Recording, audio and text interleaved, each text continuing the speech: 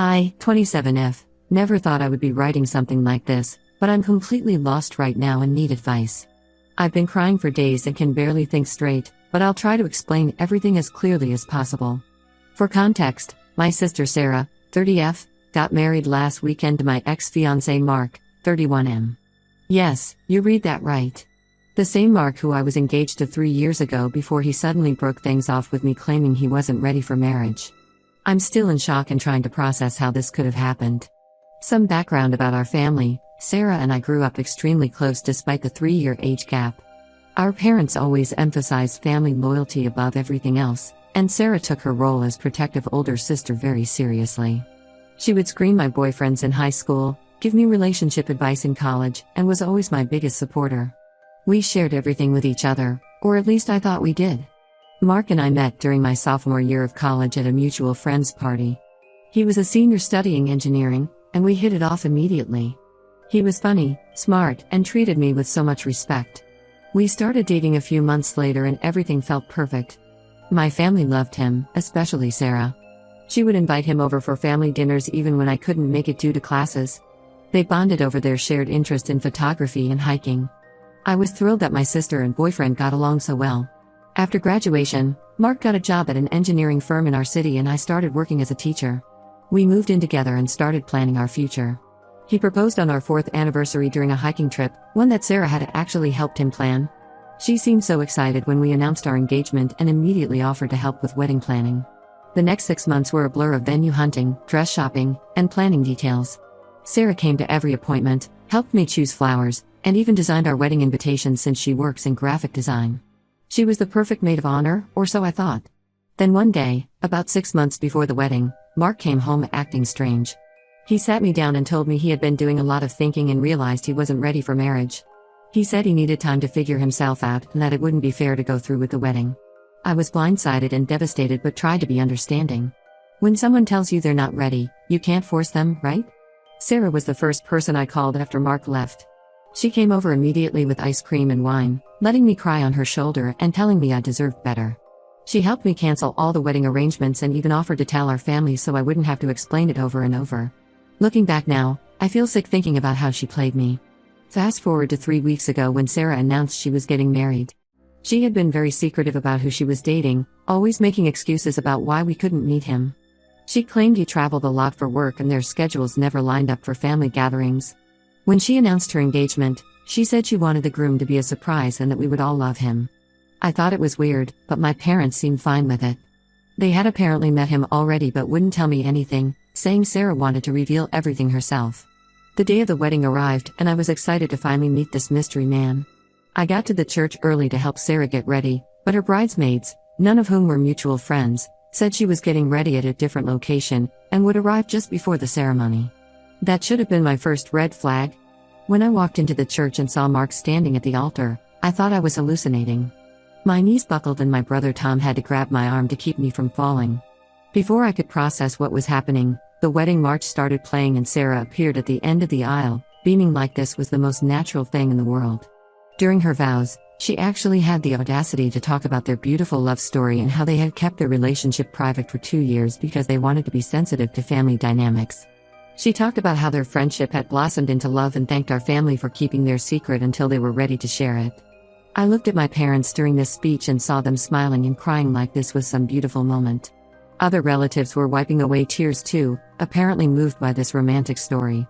I felt like I was in some twisted alternate reality where everyone had lost their minds. I couldn't stay to hear Mark's vows. I got up and walked out, ignoring my mom calling my name. I drove home in a daze and have been here ever since, trying to make sense of everything.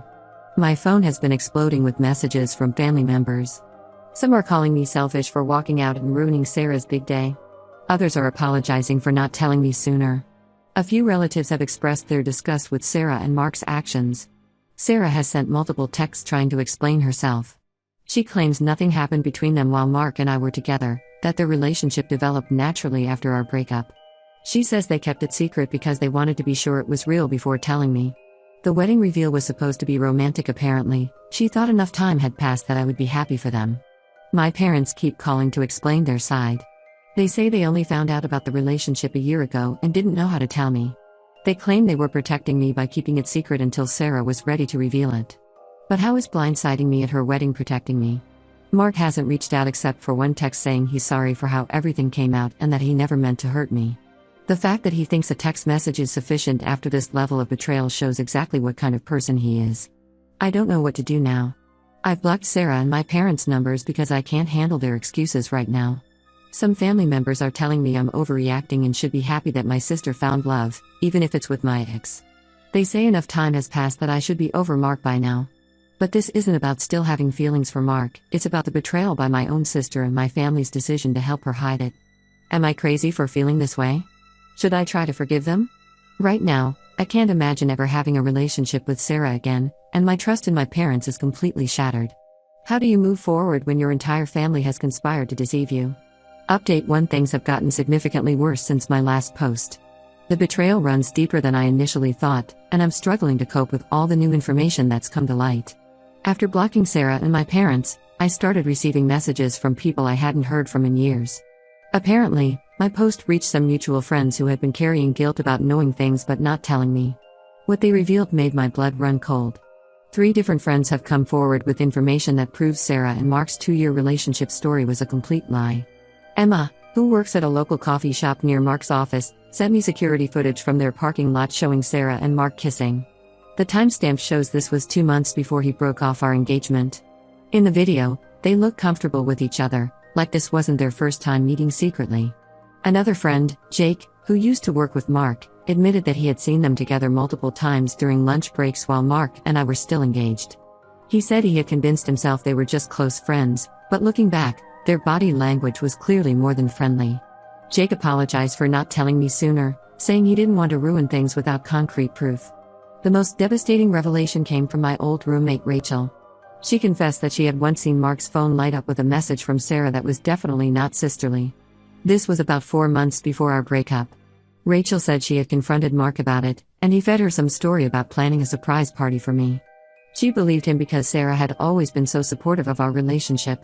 When I confronted my parents with this evidence, especially the security footage, they broke down. My mom started crying and finally admitted that they had suspected something was going on back then. Apparently, they had noticed Sarah and Mark spending a lot of time together, but when they questioned Sarah, she convinced them they were planning things for the wedding. My dad said he had once seen them in what looked like an intimate conversation at a family barbecue, but Sarah played it off as wedding stress. The worst part is that my parents chose to ignore their suspicions rather than investigate further or warn me. They said they didn't want to ruin my happiness without concrete proof, but I think they were just trying to avoid family drama. It's almost worse knowing they had doubts but let me continue planning my wedding anyway. Today, I received a long email from Sarah. I wasn't going to read it, but curiosity got the better of me. I wish I hadn't opened it.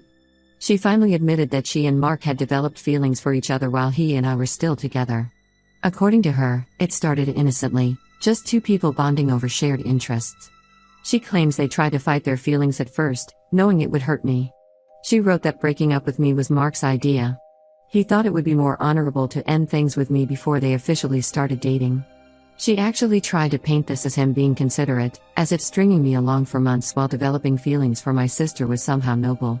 The email went on to explain how they started officially dating 6 months after our breakup, though based on the evidence I've received, I don't believe this timeline at all. She said they kept it secret because they wanted to be sure it was real before hurting me with the news. She ended the email by saying she hopes I can forgive them someday because we're still sisters and family is forever. I've been physically ill since reading that email. I've thrown up 3 times today alone. The thought that while I was planning my wedding, picking out dresses, and choosing flowers, my own sister was sneaking around with my fiancé makes me physically sick. Every memory of her helping with wedding planning is now tainted. Was she thinking about him while helping me choose my wedding dress? Was she imagining herself walking down the aisle instead of me? The only family member still firmly on my side is my younger brother Tom. He's 25 and had been living with our parents while saving for a house, but after learning the full story, he moved out. He said he couldn't stand to be around people who would condone this kind of betrayal. He's been checking on me daily and has also cut contact with Sarah. I've started seeing a therapist to deal with this betrayal, even though I was initially resistant to the idea. The level of deception from people I trusted most has shaken me to my core. Every memory from the past 3 years feels like a lie now. How many family gatherings did they secretly meet at? How many times did Sarah comfort me about the breakup only to go meet him afterward? I've received a few more messages from extended family members who initially defended Sarah but have changed their tune after hearing about the new evidence. Several aunts and uncles have reached out to apologize for their initial reaction at the wedding. But honestly, their apologies mean little to me now. The damage is done. I don't know how to move forward from this.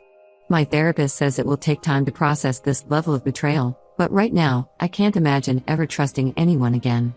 The two people I trusted most in the world, my sister and my fiancé, orchestrated an elaborate deception that spanned years. And my parents, who were supposed to protect me, chose to protect their lie instead. Update 2: When I thought things couldn't possibly get worse, life proved me wrong again. Tom came to my apartment yesterday with information that has completely shattered what little was left of my world. After moving out of our parents' house, Tom had been going back occasionally to collect his remaining things. During one of these visits, he found Sarah's old phone and a box of her stuff that she'd left behind when she moved out. Out of curiosity, he tried turning it on. To his surprise, it still worked, and Sarah had never logged out of her accounts. What he found made him sick. The messages between her and Mark went back much further than anyone knew, all the way to when I was still happily dating him. They had been having an emotional affair for over a year before anything physical happened. Tom spent hours going through everything and taking screenshots before the phone died. The messages show a calculated, deliberate betrayal that makes me question everything I thought I knew about my sister. They had been planning how to break up my engagement in a way that wouldn't make anyone suspicious. Sarah actually suggested Mark use the not ready for marriage excuse because she knew me well enough to know I would respect that reason and not push back. There were detailed discussions about how to act around me to avoid suspicion. Sarah deliberately played up her role as the supportive sister, making sure to be extra caring after the breakup so no one would suspect anything. She would text Mark about how well her performance was going when she comforted me.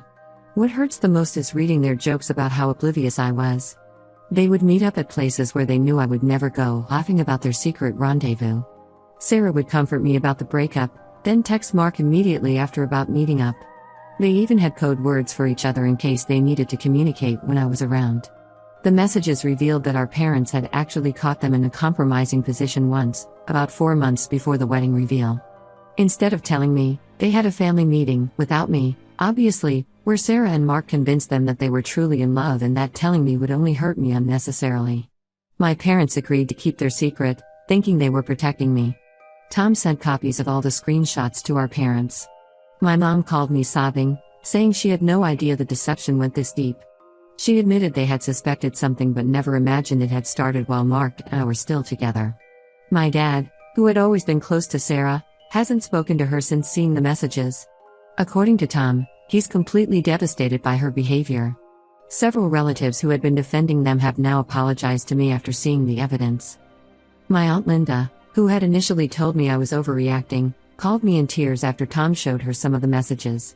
She said she never would have defended them if she had known the full story. Sarah must have found out about Tom accessing her old phone because she sent me another email. This time, she didn't try to justify anything.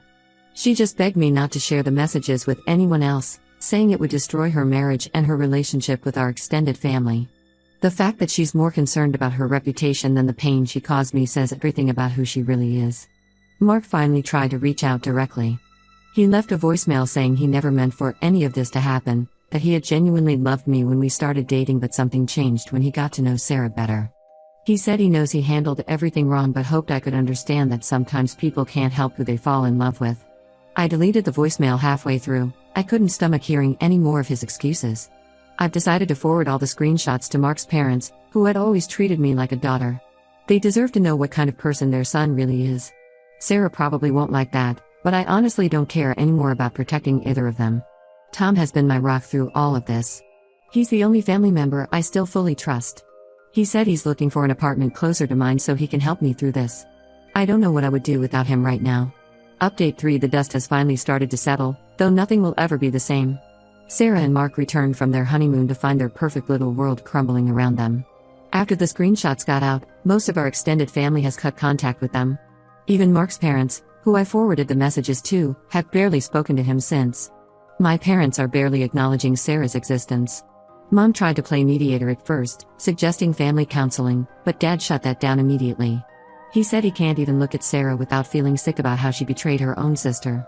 According to Tom, Dad has removed all photos of Sarah from their house and refuses to discuss her with anyone. Sarah showed up at my apartment last week, completely uninvited. She was crying, saying their marriage is already struggling because the guilt is eating away at them. Apparently, Mark has become distant and moody since everyone found out the truth. She said he's angry at her for keeping the old phone that had all their messages. They've been fighting constantly about whose fault it is that everything came out. She begged for forgiveness, saying she would do anything to make things right. She even offered to leave Mark if that would help repair our relationship. I just laughed at that, as if leaving him now would somehow erase years of betrayal. I told her she should have thought about the consequences before spending 2 years helping my fiancé plan how to break my heart. Then I closed the door in her face. Mark's mother called me last week. She was crying, apologizing for raising a son who could do something so horrible. She said she and Mark's father have told him they won't be spending the holidays with him and Sarah this year. They've invited me instead, but I declined. As much as I appreciate their support, being around them would bring up too many painful memories. I've moved to a different city for a fresh start. Got a job at a new school and found a nice apartment in a quiet neighborhood. Tom visits regularly. He's actually looking for jobs in this area so he can move closer. My relationship with my parents is slowly improving, though I don't think it will ever be what it was. They call regularly and have visited twice, but there's always this underlying tension. Every time I look at them, I remember how they chose to protect Sarah's secret instead of protecting me. Some extended family members have suggested I should consider forgiveness, saying life is too short to hold on to anger. But this isn't about anger anymore, it's about protecting myself from people who prove they can't be trusted. I still have nightmares about the wedding day reveal, still feel sick when I remember all those messages between them. The only silver lining in all this is that I've discovered who my true family is. Tom has been unwavering in his support. A few cousins have really stepped up, checking on me regularly and helping me settle into my new city. I've also made some great friends at my new school who have no connection to my past life. I'm focusing on healing and moving forward. Some wounds can never fully heal, but I'm learning to live with the scars. Sarah and Mark's actions showed me exactly who they are, and my parents' choices showed me who they are. I'm choosing to surround myself with people who have proven their loyalty, not those who claim it through blood ties alone. Sometimes doing the right thing means walking away, even from family. I've chosen peace over toxic relationships, and I don't regret it for a second.